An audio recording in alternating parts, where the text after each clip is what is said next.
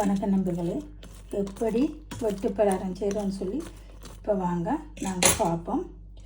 விரும்பின கலர்களை நாங்கள் போடலாம். இது மஞ்சள் கலரில் ரொட்டி குழைக்கிறக்குள்ள குழைச்சி போட்டு இப்போ வெட்டி வச்சுக்கிறேன். ஒன்று மஞ்சள் கலர், ஒன்று ஆரஞ்சு கலர். பாருங்க, இதையும் நாங்கள் வெட்டி எடுப்போம். உங்களுக்கு பிடிச்ச போல் டிசைன் போடலாம். இனி அடுத்த பக்கம் விட்டு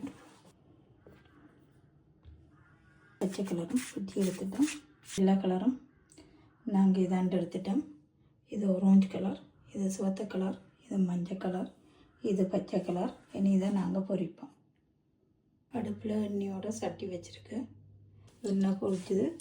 நாங்கள் இனி போடுவோம் பொரிய. ஆரஞ்சு கலர் போட்டுதான் பொரியட்டலாம். புரிஞ்சு வருது. இப்படி நீங்கள் சித்திரை வருஷத்துக்கு செய்து பார்க்கலாம். கட்டிக்கு மாப்பிள்ளைக்கு குழச்சி வச்சுட்டு செய்தால் சரி. எல்லாம் மேலுக்கு வந்துட்டு வெட்டி போடுறோம். நல்லா பொடி போட்டுட்டு நாங்கள் இதை வச்சு எடுப்போம். எண்ணெயை படியே பேப்பரில் போட்டுருவோம். பச்சை கலரை போடுவோம். கொஞ்சம் மிக்ஸ் பண்ணிடுவோம். பச்சையும் பொடி போட்டுட்டு நாங்கள் வச்சுருக்கோம்.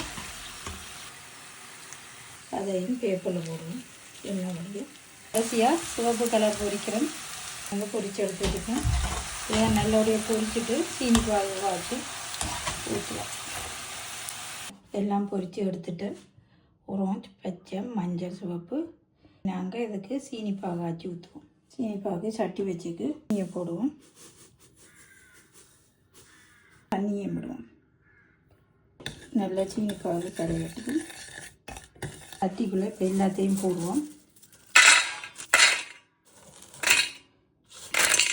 எல்லா கலவையும் போட்டாச்சு. மிக்ஸ் பண்ணிடுவோம். ஒரு கம்பி பதம் வரும்.